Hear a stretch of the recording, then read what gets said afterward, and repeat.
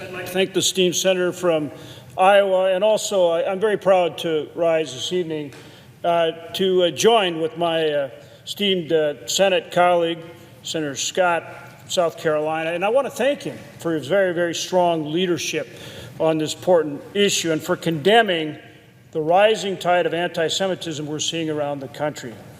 As you know, less than a year ago, on October 7th, Israel was victim to a horrific attack by Hamas. Since then, the United States has stood firm with our strong ally as Israel asserts its right to defend itself and hold Hamas accountable for its heinous actions. In November, I traveled with a bipartisan group of senators and congressmen to Tel Aviv and met with Prime Minister Netanyahu, where I reiterated America's absolute commitment to Israel. Since then, we passed the National Security Supplemental Funding legislation with broad bipartisan support to provide aid to our close ally Israel.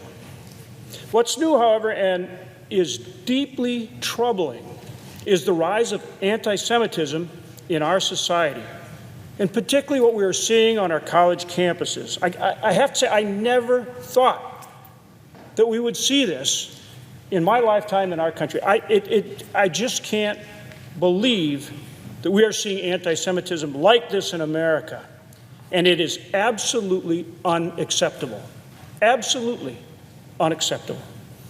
To be clear, colleges and universities ought to be spaces that encourage free thinking and free speech, where students can learn about the world and their place in it.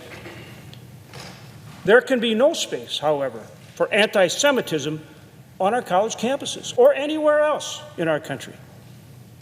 The examples that we are seeing at universities of anti-Zionist encampments, individuals prohibiting Jewish students from entering university buildings, and other anti-Semitic acts must be met with a speedy and strong response, and not only from the universities, but from our Department of Education as well. As we recognized Holocaust Remembrance Day earlier this week, I'm reminded of remarks given by the late Supreme Court Justice Scalia to mark the occasion over 20 years ago, when he said that the most frightening aspect of the Holocaust was that it happened in one of the most educated, most progressive, and most cultured countries in the world. For these reasons and many more, I'm proud to join with Senator Scott from South Carolina in supporting this resolution and other of our colleagues as well.